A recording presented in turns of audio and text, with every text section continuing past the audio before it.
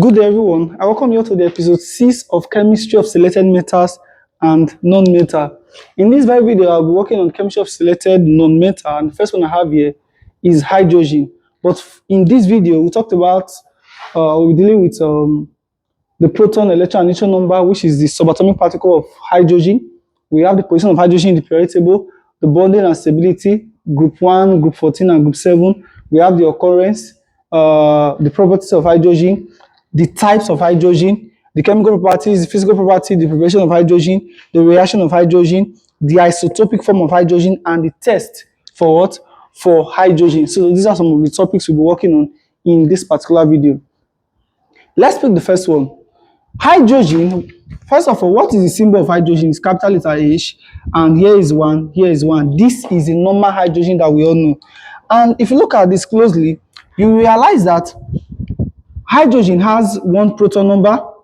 The electron number of hydrogen is 1 as long as it's neutral. Then the neutral number of hydrogen is 1 minus 1, which is going to give us what? 0. Please take note. The mass number of hydrogen is 1. The atomic number is 1. And the neutron number is mass number minus atomic number, which is equal to what? 0. So please take note of this. So what about the position of hydrogen in the periodic table? On the norm, hydrogen, we already know that hydrogen belongs to group 1 in the periodic table. We already know that. And it has the electronic configuration of 1s1. But on a norm, hydrogen is not supposed to be here. Hydrogen belongs to 3 groups in the periodic table. It can either be in group 1, group 7, or group 4. But for a standard periodic table, we say hydrogen belongs to group 1, group 17, or group what? 14. So if a question should come in this form, hydrogen is supposed to be in so group in what group in the periodic table, please? Your answer can be 1, 17, or what? Or 14. But the periodic table that we have, which is Delsu periodic table, or the general periodic table that we all know, hydrogen belongs to group what? To group 1. Now, let me tell you the reason why we can place hydrogen in group 1, in group 17, or group 14. For a standard periodic table, elements that have 1 electron in their valence share, they are in group 1. Element that has 2 electrons, they are in group 2, just like that. So hydrogen has 1 electron in the valence share. And hydrogen undergo what we call, or obey what we call duplet. Of a truth, there are 2 elements in the periodic table that obey this duplet rule. I mean, duplet simply means they need 2 electrons to fill their share.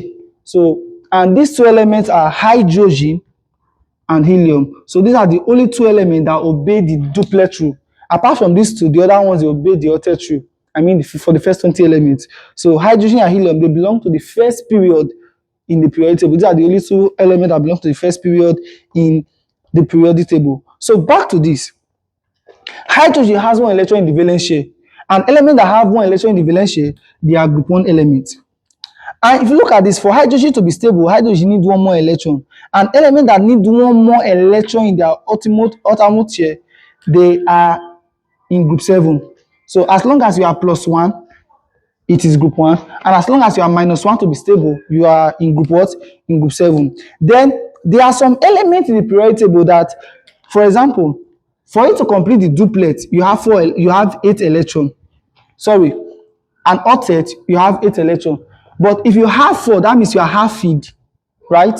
So if you need 8 electrons here and you have 4, that means you are only 4. So elements that are halfly filled, they belong to group 4 or group 14.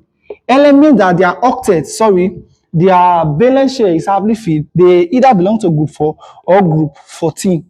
So if you look at this one now, how many electrons is here? 1. How many electrons is remaining to be filled? Is 1. So that means hydrogen is half filled. So if something is 2 and you have 1, that's half now. If something is 4 and if something is 8 and you have 4, that will also give us what? 1/2. So that's why we consider hydrogen either a group 1 element, group 7 element, or group 4. So standard 1, 17, or what? 14. Why is it group 1? Because you have 1 electron in the outermost share. Why is it group 7, not 17? Because 1 electron is remaining to complete the duplet. Why is it group 14? Because the duplet is halfly what? Filled. So that is everything about group 1, group 14, and what?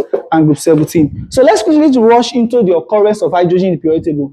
Hydrogen occur naturally. We know that hydrogen is found in a combined form as water. That's the general one we know, because there is no way you can have water without hydrogen, and the ratio of water hydrogen to oxygen in water is 2:1, which is H2O, two hydrogen and one what, one oxygen. So if you remove hydrogen from water, what we see is just what, oxygen. So hydrogen occur as water, as a living matter, fossil fuel, then acid. There is no acid in this world without hydrogen. In fact, if I may ask, what is an acid? An acid is a substance which, when dissolved in water, produces hydrogen ion as the only positive ion. So as long as hydrogen ion is produced as the only positive ion, therefore, without hydrogen, no acid.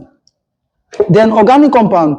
Most compound in the world are, most organic compound has hydrogen. I can say 99.9% of organic compound have hydrogen. So just 0.01%, 0.1% that doesn't need hydrogen, but majorly almost all organic compound have what, hydrogen. And ammonia itself, ammonia without hydrogen, the formula for ammonia is NH3. So without hydrogen, there will be no what, ammonia. So please take note of this. Then let's quickly rush into the chemical properties of the physical properties of hydrogen. Hydrogen is lightest gas. We even believe that hydrogen is lighter than air. Remember, air is a mixture of gases, and hydrogen is lighter than the air. I mean, this air, the air, hydrogen is lighter than, is the lightest gas. That is why, as long as hydrogen is lighter than air, there's a higher tendency that hydrogen is going to float in air. And this is one of the reasons why we use hydrogen in the filling of balloon. So there are some balloons, if you have been to some occasion, when you pump in hydrogen into the balloon, when you close them, the balloon will start floating in the air. You see some balloons that are suspended in the zinc, in the ceiling. They are not going to, they are just there. You think that they tie them to the ceiling. No, it's because of hydrogen that is in that balloon. So as long as it is lighter than air, it's going to keep on floating, keep on floating. That's how it works. But most cases, some persons don't use hydrogen. We prefer to use helium. So why is it that we use helium instead of hydrogen in the filling of balloon? Please, hydrogen is lighter than helium. So why do we use helium in the filling of balloon? Because hydrogen is actually flammable. Hydrogen bonds. And when hydrogen bonds, I mean flammable. When it bonds, what is going to form is what? Is H2O. Combustion of hydrogen is going to give us what? Water. So because of that, they don't use hydrogen in the filling of most balloons. They prefer to use what? Helium. And why do we use helium? Because helium is a stable gas. It doesn't react with anything. It doesn't react with oxygen. For your level, hydrogen, helium is a stable gas and doesn't react. But when you advance, you realize that they actually undergo some reactions. So the second one we have here is low density. Hydrogen has a low density. Is actually a colorless and an odorless gas. Is almost insoluble in water. It has a low boiling point of -253 degree what? Celsius. So let's quickly rush into the chemical properties of hydrogen. Hydrogen has the ability to accept electron, to share electron, and as well to donate what? Electron. That is to say, if hydrogen accepts electron, hydrogen will be H minus 2 electron. And if hydrogen should donate electron, it will be H what? Plus 0 electron. So for most cases, hydrogen actually prefer to share electron. So as long as hydrogen is accepting electron from metal, it's going to form a hydride. That's hydrogen, sodium hydride. So whenever hydrogen reacts with metal, it's going to form what? Hydride. So let's talk about sharing of electron. Nitrogen has 1, 2, 3, 4, 5. 5 electrons in the atmosphere. So for nitrogen to be stable, it needs 3 more electrons, and hydrogen has 1 electron. So one hydrogen will attack this one hydrogen will attack here, one hydrogen will attack here. At the end of the O2, we are going to form NH what? 3. So the kind of bond that is formed here is what we call a covalent bond. So hydrogen actually form covalent bond when it share electron with other negative elements. Then hydrogen also donates electron. When hydrogen donates electron, it's going to form something like this. It's going to attack this place to form what? NH4. So please take note. When hydrogen share electron, it's going to form a hydride. When it accepts electron, it's going to form hydride with metals. When it share electron, it's going to form something like this, which is a covalently bonded compound. Then when it donates electron, it's going to form something like this, ammonium. So please take note of this reaction. But if you are asked which of these reactions is more convenient for hydrogen, hydrogen prefer to do what? To share electron, not to donate, not to accept electron. He believe in sharing of electron. So if you share electron, it will be covalently bonded together. But when hydrogen reacts with higher electronegative elements like nitrogen, like oxygen, like fluorine, let me even add chlorine to this equation. Let me just add chlorine to this equation. So when hydrogen reacts with this kind of compound, the product that will be formed from this reaction, let's say NH3, let's say H2O, let's say hydrogen fluoride, let's say hydrogen what?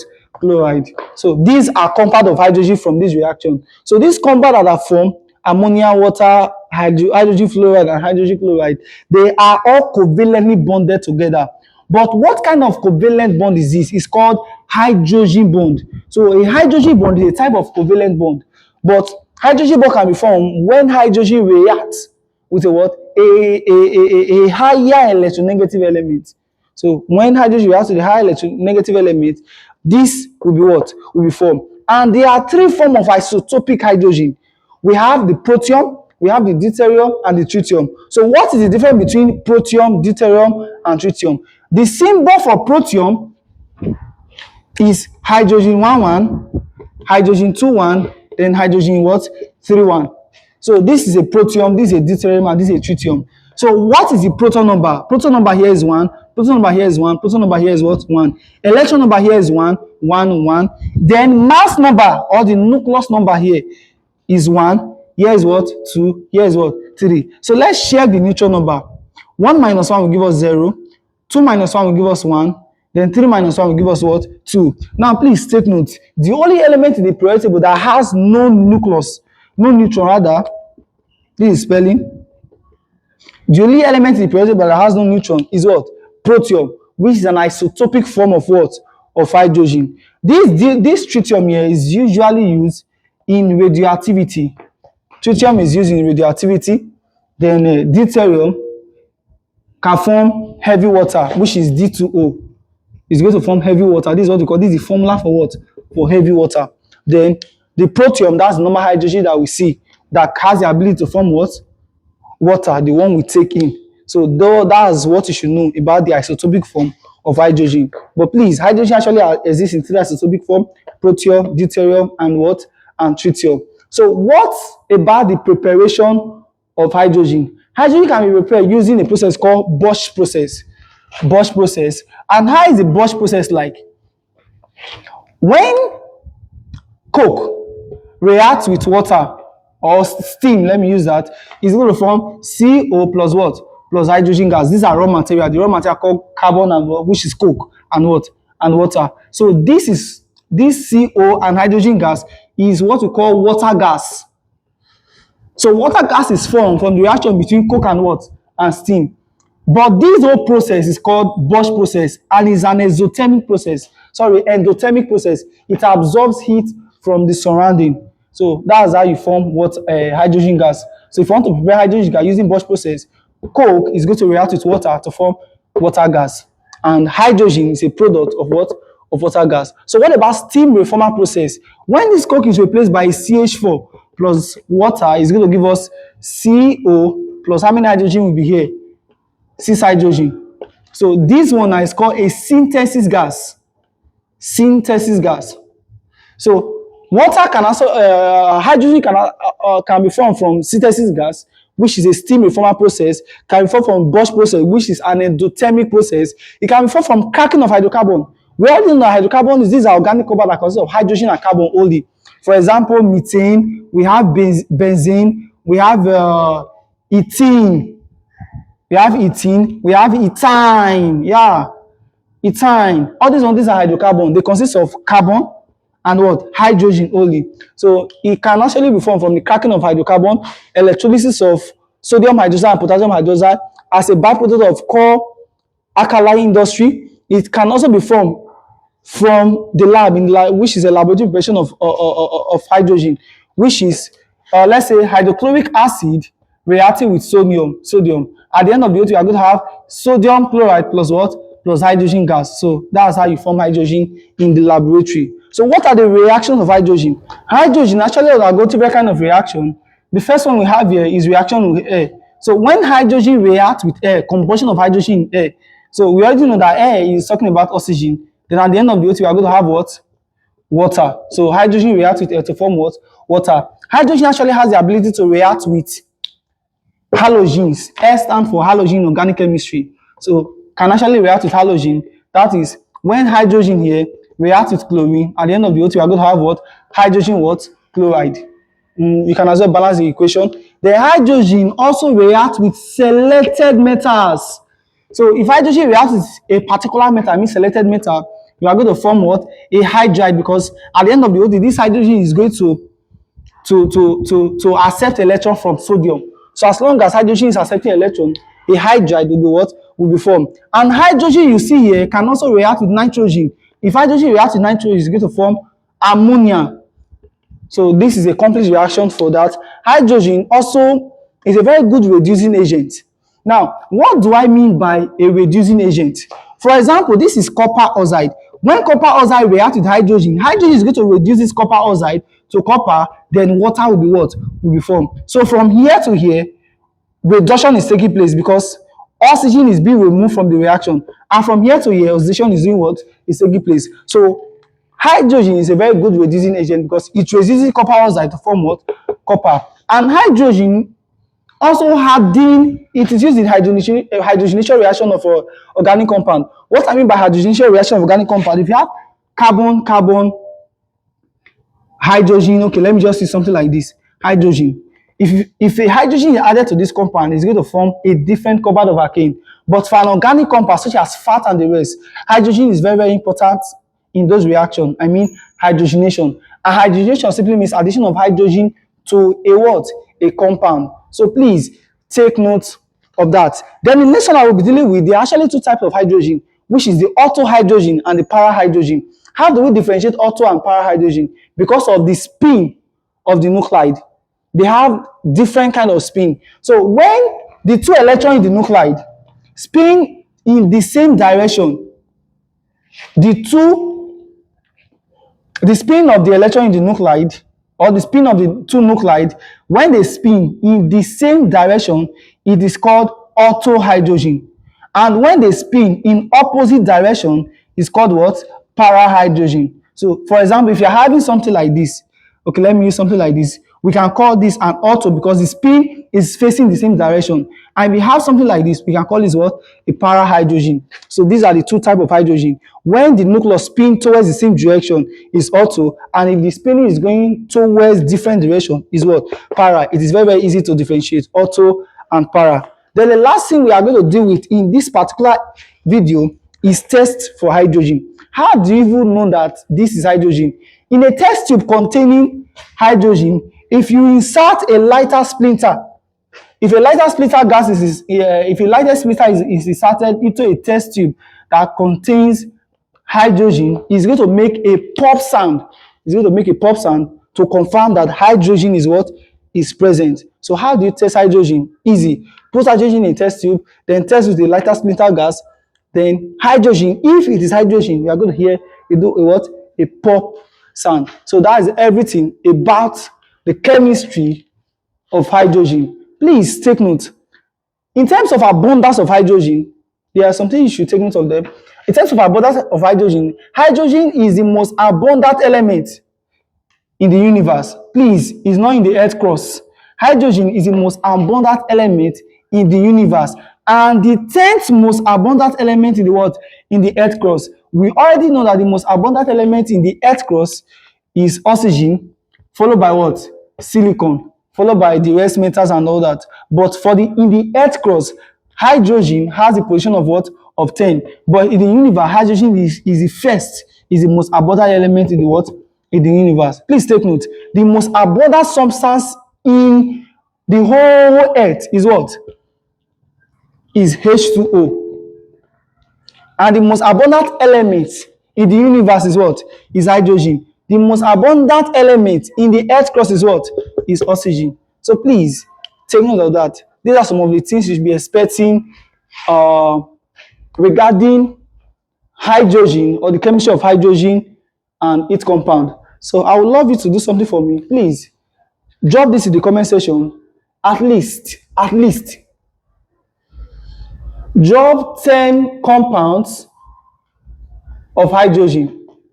I can give you over 50. I can give you over 50 is even too small. I can give you over 100 compound of hydrogen. So what I want to do for me is just give me 10 compound of hydrogen. If you have any question regarding what I've done so far, please feel free to drop that in the comment section. I don't want the video to be too long. That's why I'm very, very fast. So there's a way you can set it to be very, very slow in your phone. So I'll be talking small, small, just like this. So if you feel like I'm too fast, there's a way you can set it to your screen, then the video will become very, very slow. But if you have any question regarding what I've done so far, feel free to drop that in the comment section. I will be there waiting for you. Thanks for watching. See you in the next episode.